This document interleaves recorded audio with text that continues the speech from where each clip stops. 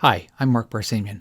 In this video, I'll be discussing topics from the beginning of Section 5.1, sequences, summation notation, and product notation. Section 5.1 is long enough that I've broken it up into two homework assignments, so this material is on homework assignment H05.1a. So let me start with a definition of a sequence. There's a nice definition in the book, but I wanted to write mine a little bit differently. The content is the same, or the meaning is the same, but they look a little different. So a sequence is just a list of numbers. If the list ends, then the sequence is called a finite sequence. If the list goes on forever, then the sequence is called an infinite sequence. The numbers on the list are called the terms of the sequence. The first term is called the initial term. The last term is called the final term. And two sequences are said to be the same if they're the same list of numbers. So, for example, here is a finite sequence. And here's an infinite sequence. Quick remark, the three dots are called an ellipsis, and they indicate that the established pattern continues. So these three dots are called an ellipsis. It looks like I'm missing a page break here. The two sequences above are presented as lists of actual numbers. But I want to talk about abstract notation for sequences. It's often helpful to have abstract notation either for the purpose of abbreviating the list or for the purpose of describing the pattern in the list. It's common to use a letter that serves as the name of the sequence along with a subscript that serves to create a unique label for each term. The subscript is also called the index. So for instance, that sequence from the previous page, 246 ... 20, could be named this way. Those 10 terms could be denoted A subscript 1, A subscript 2, and so on. So the subscript just keeps track of which term on the list you're talking about. Of course, there's more than one way of denoting that list. That list could also be denoted this way, with the letter B for the name of the sequence, and the indexes going from 0 to 9. There are still 10 terms on this list. It could be symbols for the same sequence. If a sequence has a pattern, then it's often helpful to describe the pattern using a mathematical formula. An explicit formula, or a general formula for a sequence, consists of two things. A mathematical formula that shows how the term A subscript k depends on the index k, but also you have to describe the domain of the index k. For finite sequences, the domain of the index k will always be something of this form, like an inequality with a starting value less than or equal to k, less than or equal to ending value. For an infinite sequence, the domain of the index k will always be of this form, starting value less than or equal to k. Of course, this could be written. This is more common, but you've heard me talk before about I have this sort of style of writing inequalities where I like to have the lesser thing on the left, so I prefer inequalities that look like that. The book and most other people use this kind of notation. It's important to note that the domain of the index is an essential part of the explicit formula. Also note that explicit formulas that look very similar might not describe the same sequence, and very dissimilar looking explicit formulas might describe the same sequence. So for example, let's consider this explicit formula. Let's write out the terms of that sequence.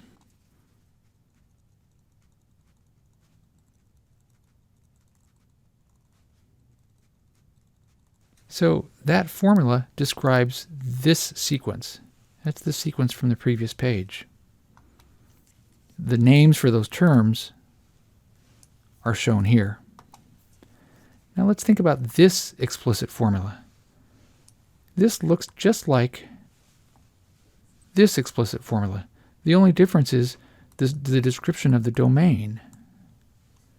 The domain is a little bit different. starts with 0, whereas the domain up here started with 1. Well, let's write out the terms of this sequence.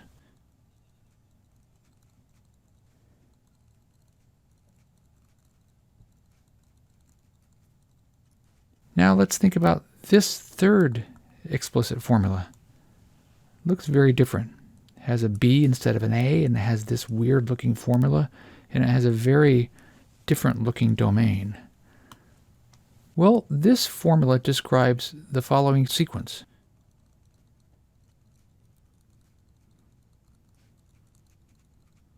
So notice that the green and the blue formulas look very similar, but they don't describe the same sequence. You may think they're the same because, the only term that's different is that one. Well, 0 is a term. This sequence has 11 terms.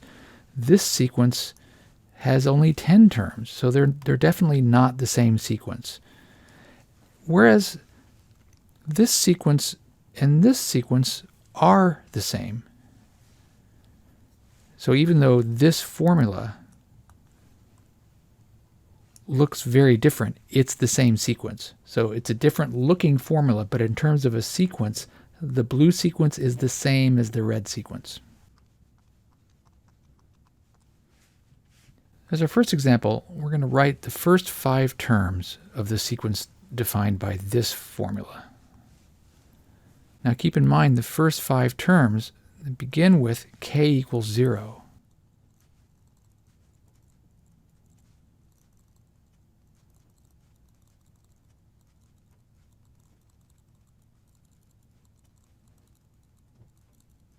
So again, the first 5 terms does not mean that you go to k equals 5. It means you do 5 terms. That's it. So since k began with 0, we did 0, k equals 0, 1, 2, 3, 4. Notice something about this sequence. This sequence has signs that alternate from positive to negative to positive to negative.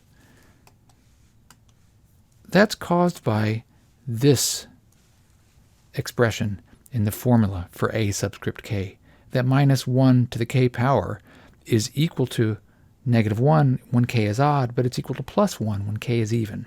So that kind of expression, minus 1 to the k, is a way to create a sequence that is an alternating sequence. Alternating sequence is one in which the signs of the terms alternate. Now, you can have an expression like that in the formula for a sequence without causing the whole sequence to be alternating. If this is inside of some other expression, it might just cause a particular part of the expression to change signs, but the overall expression might not change signs. For our next example, consider this sequence, 3, 6, 12, 24, 48, 96. Find an explicit formula for the sequence starting with an index of 0.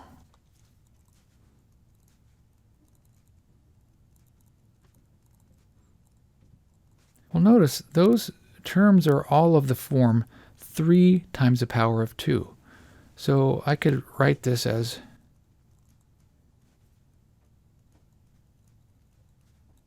a subscript k is 3 times 2 to the k for k greater than or equal to 0 and less than 5.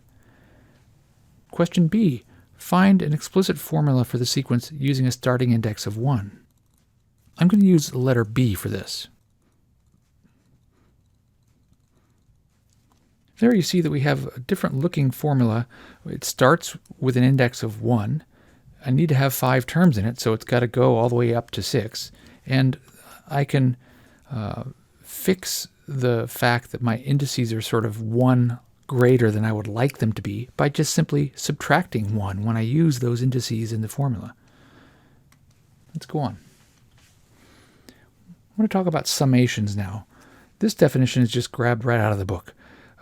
If m and n are integers, and m is less than or equal to n, then this symbol, it's called it is spoken the summation from k equals m to k equals n of a sub k.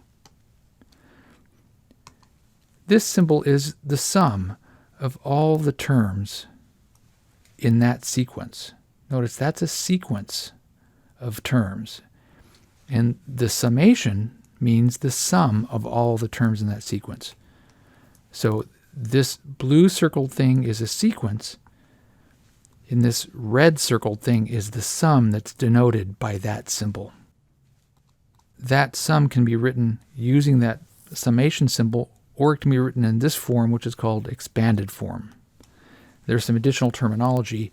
This letter K is called the index of the summation, and the lower limit is whatever number is sitting down here. In this case, it's the letter M, and the upper limit is whatever number is sitting up here. In this case, it's the number N.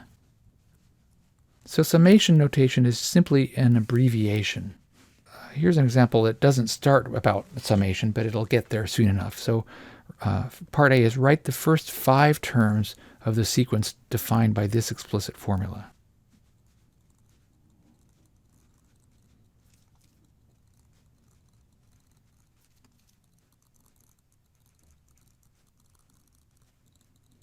So there are the terms of the sequence.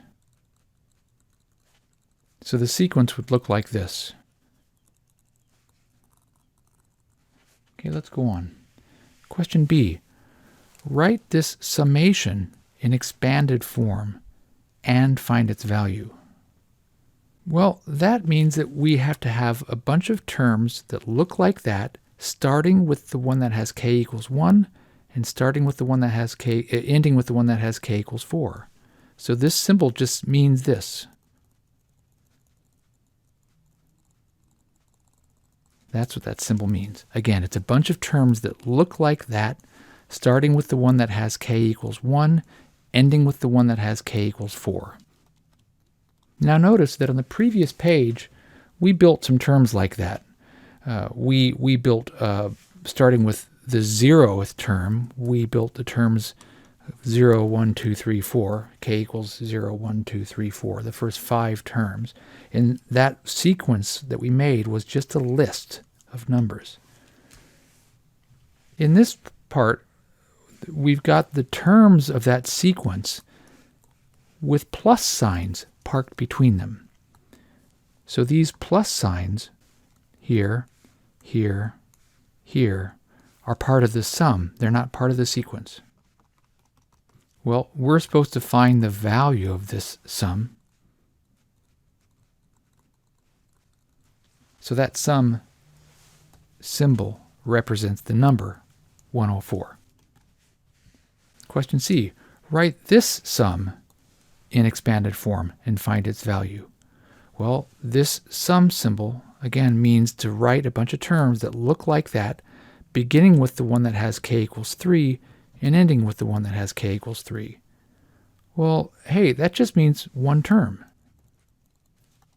You can have sums where the lower limit is the same as the upper limit. In that case, the summation just represents a single term from the sum. Let's go on. Telescoping sums, the next topic. Find the value of this summation. Well, that symbol means to build a bunch of these things, beginning with the one that has n equals 1, ending with the one that has n equals 5.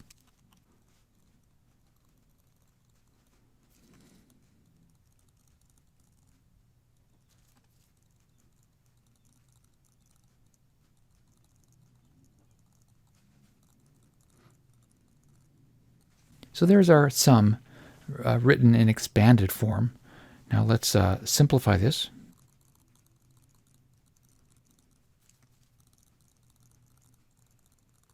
Now notice that we were not asked for the value of each individual term. We'd have a bunch of arithmetic to do to compute those values of each of these terms, because notice each of these terms involves a sum of fractions with different denominators. But look, if you zoom out a bit, you realize that that 1/2 cancels that 1/2, and that 1/3 cancels that 1/3, and that 1/4 cancels that 1/4, and finally that 1/5 cancels that 1/5. So in the end, the sum just ends up being this beginning number 1 minus this last number 1/6. So the idea of the term telescoping sums is that you could think of this as a great big expandable telescope, the old style, or the kind you used to have when you were a kid, that they were kind of like an accordion. They could be stretched out, or they could be squashed down so that they were really compact. So the end result is just this number, which is 5/6. Now I want to talk about summation notation where the upper limit involves a variable. So example 5, question A, write the summation in expanded form. Well, there's our summation. Now that means that we should have a bunch of terms that look like this, beginning with the one that has k equals 1 and ending with the one that has k equals n. Well, what's n? Well, that's the point. We don't know what n is, but we still should be able to write this out in expanded form. So we start by writing one of these that has k equals 1. And then we have to write one of these that has k equals 2. And those are supposed to be added together. And then we're supposed to have one of these that has k equals 3. Well, how far do we go? Well, we have to go all the way to n, but we don't know how far n is. Well, that's the idea of using the ellipses.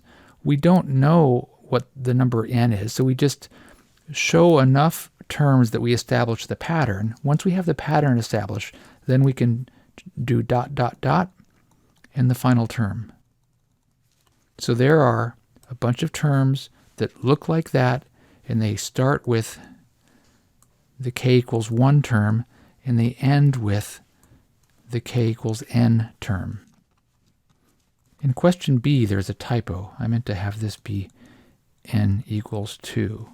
Evaluate the summation, that is, find its value when n equals 2. Well, let's write out what the summation looks like in expanded form. It looks really weird because look, this power, this index, is not as big as the one that already happened back here. How are we supposed to do that?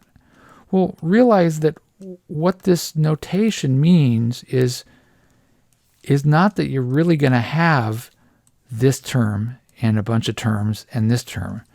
What this notation means is that you're supposed to add up a bunch of terms that look like this, beginning with the one that looks like this and ending with the one that looks like that. In other words, just those two terms. So again, this crazy looking symbol means this in the case when n equals 2. Earlier in this video, at the very beginning, this ellipsis notation, like this, is very nice when you have a sequence like this, or a sum, that is longer than the description in using ellipsis notation. But the ellipsis notation is kind of clunky when you have the description using the ellipsis notation actually longer than the sum itself. So in this problem, part B, I've got a description of a sum. The description actually has 4 terms in it and some ... dots. The sum itself is only 2 terms long. So that's a clunky thing about the expanded form. So let's go on and get a value for this. The value of that sum is the number 2. Now I would like to do this part B again, but I'd like to use the summation notation, not the expanded form.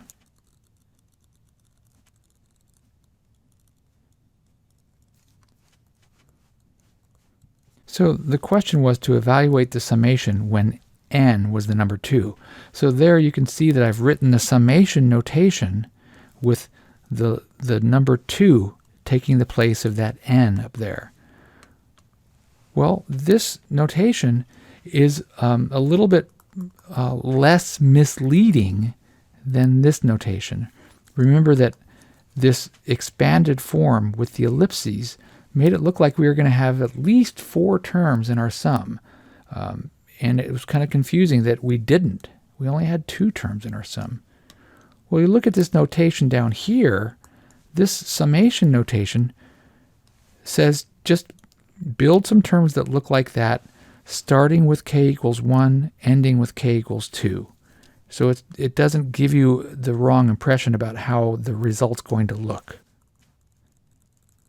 So you see that this summation notation, even though summation notation is probably not as familiar for you as expanded form, the summation notation is less confusing in a lot of cases. So let's go on. That's what this page is about. It's about the idea that expanded form probably looks less intimidating, but it can be tricky.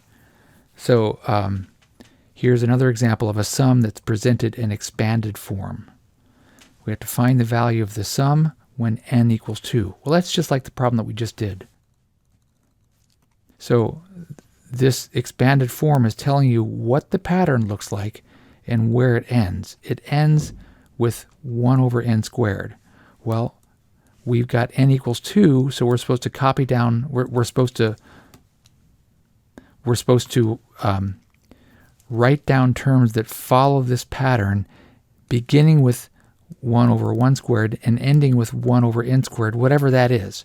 When n equals 2, we only go this far. We only have 2 terms. So let's do what we did in the previous problem. Express the original sum in summation notation and then express the results of a in summation notation. So our original sum would be expressed in summation notation this way. Write a bunch of terms that look like this. So I'm not going to use n, I'm going to use 1 over k squared, because the n doesn't show up until the very end. So my index is going to be k, beginning with k equals 1 and ending with k equals n. Now, the book does not show k equals something on the top. They just show the k equals in the bottom.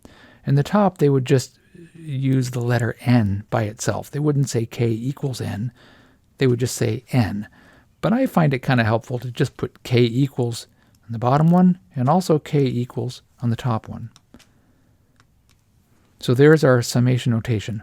We have a bunch of terms that look like this, beginning with the one that has k equals 1, ending with the one that has k equals n, and they're all added up. Now let's express the result from part A using summation notation. It would look like that. A bunch of terms that look like this, starting with the one that has k equals 1, ending with the one that has k equals 2. So, just 2 terms. Let's go on. Now I want to talk about separating off the final term. This book has questions like this. Rewrite the original summation in summation notation by separating off the final term. I want to get to that, but first I want to think about this. Let's write this summation in expanded form. Well, so that means write a bunch of terms that look like this, starting with the one that has m equals 1, ending with the one that has m equals n plus 1. So how far do we go? Well, we have to go all the way to n plus 1. What does that mean? I mean, how far is that? Well, we don't know. That's the point. We have to establish the pattern. Okay, now we've got the pattern established. So now we can do the ... the ellipses, and then just show the final term. The final term is going to have an n plus 1 everywhere there's an m in this formula. So there's the summation in expanded form. The beginning term has m equals 1, and the ending term has m equals n plus 1.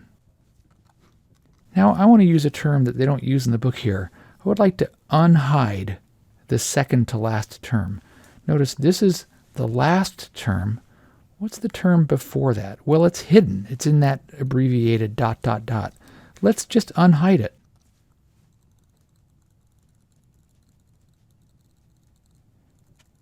So there's the same sum. Realize that this expression means the same thing as this expression. It's just that there's one term that's been revealed that was hidden before. Now let's look at question C.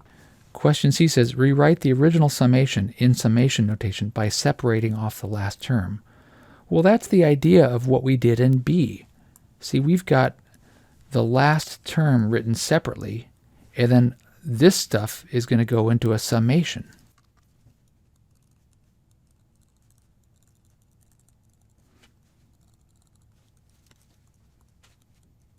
There we see that red final term off by itself, and then the rest of the sum is here. It ends at the upper limit of n instead of the upper limit of n plus 1. It ends at n. The original sum went all the way to n plus 1. So that's the idea of breaking off, separating off the final term. It's completely analogous to unhiding a term when you write the sum in expanded form. Now I want to talk about product notation. If m and n are integers and m is less than or equal to n, then this symbol, this is actually a capital pi, summation, and then a symbol here that looks like a sequence symbol. This symbol is read the product from k equals m to k equals n of a sub k. What it means is you take the terms of that sequence and you multiply them together. So it's the product of all the terms. So you take all the terms in that sequence, you put dots between them, and that's what this symbol stands for. So, for example, compute these products. Well, this means to write a bunch of terms that look like that, beginning with k equals 2 and ending with k equals 4. So it's going to look like this. So there's the sum written in expanded form. Now we need to compute its value. All right, part B, compute this product. Well, that means to write down a bunch of terms that look like this, beginning with k equals 2 and ending with k equals 2, and compute their product. So I've just got one term. So the product is this number, 1/2. Telescoping products. Compute this product. Looks terrible. The product as m goes from 3 to 6 of this messy expression. Well, that just means to write down a bunch of expressions that look like that, starting with m equals 3 and ending with m equals 6. Okay, well, let's do that.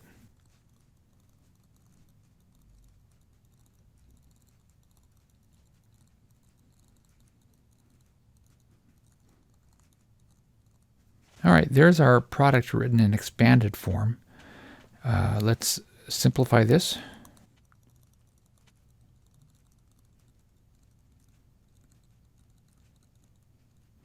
So this is similar to what happened with the telescoping sum. Notice that these individual terms would be ugly to compute if we were asked to compute the values of each term. But we're not asked that. We're just asked for the value of the product. Well, look, this 2 times 4 cancels that one. And this 3 times 5 cancels that one. And this 4 times 6 cancels that one. So we just end up with the ratio of this over this.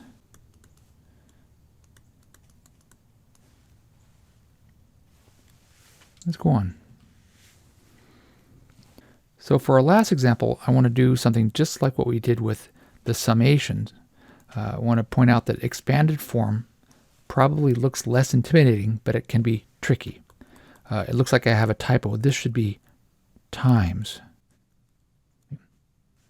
So question A is, find the value of the product when m equals 3. Well, that looks terrible, but what does that actually mean? Remember, the product means to have a bunch of terms that look like this, beginning with the one that has a 3 there and ending with the one that has an m there. Oh, well, if we have m equals 3, that just means that we're looking at this term. So my m equals 3 is located right there. I write down that term and realize that's the first term of the product, and it's also the last term of the product. This product only has a single term in it. Now for part B, I'd like to express the original product in product notation. Now how do we do that? We need to have a bunch of terms that look like this, starting with the term that has a 3 in the lower right corner and ending with the term that has an m in the lower right corner.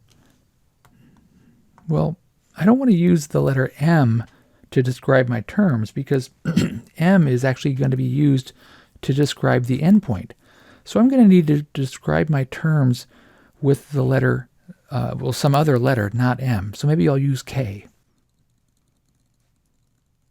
So there's a generic description of all those terms, and then that product would be this. You'd put the capital P or capital pi there in front.